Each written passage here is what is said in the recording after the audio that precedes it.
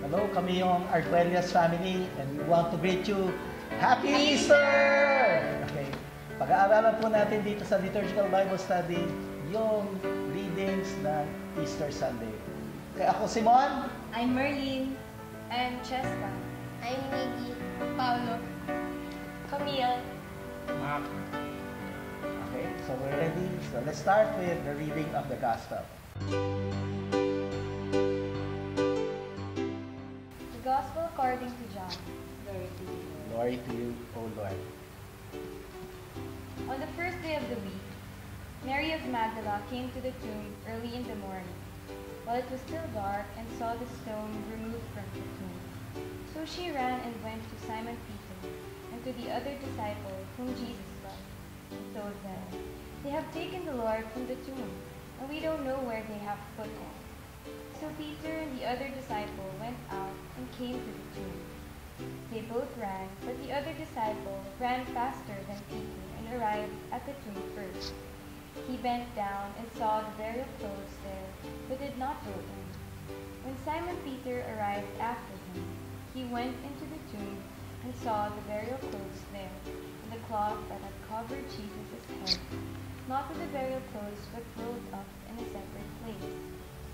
Then the other disciple also went in, the one who had arrived at the tomb first, and he saw and believed, for they did not yet understand the scripture that he had to rise from the dead. The Gospel of the Lord. Praise to you, Lord Jesus Christ. So, verse by verse natin, himayan, okay? So, in verse 1, anong araw yun, Paulo? First day of Sabbath. After Sabbath. After Sabbath. Okay, so kung first day, anong araw yun kung ngayong araw? Monday. Sunday. Sunday. Sunday. Ang Sabat sa Hudyo, Saturday, di ba? Yes. So, Saturday. So, ang first day, so, yun yung seventh day. Yung first day is Sunday. Sunday. Okay, so, sino yung pumunta doon sa tomb? Mary of Magdala. Magdalene. What part of the day siya pumunta? Early in the morning. Yung early in the morning, ano yung, what part of the early in the morning? Doon. Doon, why? Bakit mo sinabing doon? Kasi while it's still dark. So, while still dark, so hindi pa bumubok, wala pa yung liwanag. Yes. So, saan naman siya pumunta? Sa tomb. Sa tomb. Sino yung nandun sa tomb na yun? Jesus na Okay. So, Friday before that, doon namatay si Jesus. And they brought Jesus to the tomb. Okay, ito yung tomb na pinag-uusapan natin. Ano yung nakita niya doon sa tomb? Yung stone na nagbo-block sa tomb, wala na. Okay, so may stone na doon sa entrada ng tomb. Paano sinara yung tomb eh? So yung stone na yon, nakita ni Mary Magdala, ano? Wala na. Bukas na. Okay, moved away. Moved away. So doon sa pagkakaalam niya na nawala yung stone ng tomb, o naurong, ano ngayon ang naging reaction niya in verse 2? Ninakaw. Ano, Daddy? Ninakaw yung bangkay. Paano po muna siya nag-react sa verse 2? She ran. Yung running na yon, ano pinangiwatin nun ng running? Nagmamadali siya, di ba? May excitement, ganon. At sino pa yung kasama ni Peter? Other disciple Jesus loved. So, the other disciple whom Jesus loved. Yung the other disciple whom Jesus loved, sino yan? Si John. Si John. Okay. John the Beloved. Ano yung sinabi ni Mary? They We have taken the Lord out of the tomb, and we don't know where they have laid him. Okay. So, hindi pa niya nakikita, di ba? Hindi pa siya nakakapasok doon sa tomb eh. Nakabukas pa lang yun sa tomb. Okay? At doon sa pagkakabukas ng tomb, ang pananaw na niya, they have taken the Lord away. Okay. And we don't know where. So, ano ngayon na naging, ano ni Peter? Reaction in verse 3. Peter then set out with the other disciples to go to the tomb. So, they set out. Anong ginawa nila? Naglakad ba sila?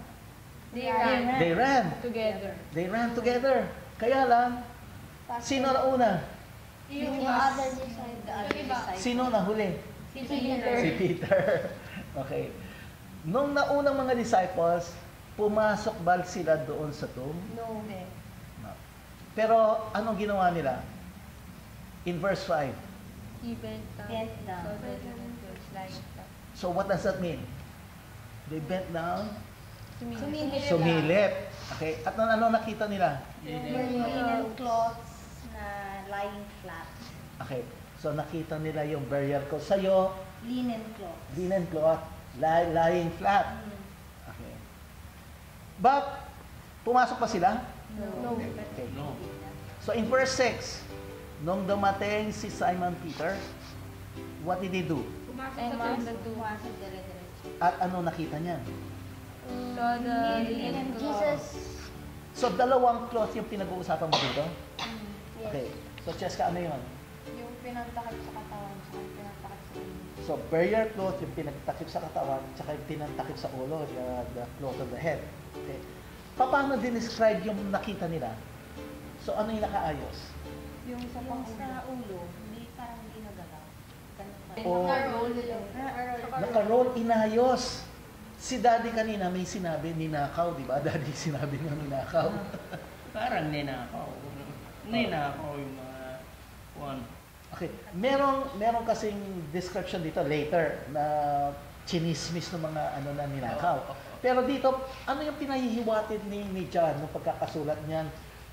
Nandoon yung burial cloth. Okay?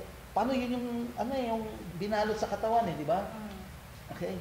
Eh kung ganong ninakaw siya, eh syempre yung sugat, dumikit na yung cloth, di ba? So kung binuhat man siya, ano mangyayari? Dapat di nakaayos. Hindi, mawawala rin yung cloth. Di ba? Mm. Paano nakabalot kay Jesus eh? Wala yun din eh. Mawawala yung din. Yung sa ulo naman, kung ninakaw yon, either mawala o naitapon lang. So yung description ni John, ano pinahiwati ni John? Doon sa description na nandoon ka rin yung cloth, maayos nakarolyo yung tabing sa ulo. Hindi siya, Okay? So hindi siya ninakaw. It must be something else. Okay. So, nung nakapasok na si Peter, natuklasan niya na gano'n nga, yung ayos ng cloth. Ano nga naman ang ginawa ng other disciple? Went in. Ano? Went in. Okay. Went in. At, So, paano siya dinescribe? He saw and believed. So, nakita niya, agad-agad, naniwala na. naniwala na siya. In verse 9, ano yung kalagayan nila? Not yet understand. They did not understand. They did not understand. Ano hindi nila maintindihan? Po, Yung scripture. yung scripture, that. They will rise them. He must rise from the dead. So it must have been, nakita nila yung cloth. Si John, naniwala na siya agad. Pero hindi pa rin niya matanto, hindi pa rin niya fully maintindihan yung scripture. Okay? Particularly doon sa must rise from the dead. Okay. Maganda yung ginamit eh. Anong ginamit? Must sa'yo? Must rise from the dead. Sa akin, had to rise from the dead. That Para he had sa'yo? that he had to rise from the dead. Yung gano'n, must, had to. Ano yung ibig? Ano yung Kailangan. It's essential.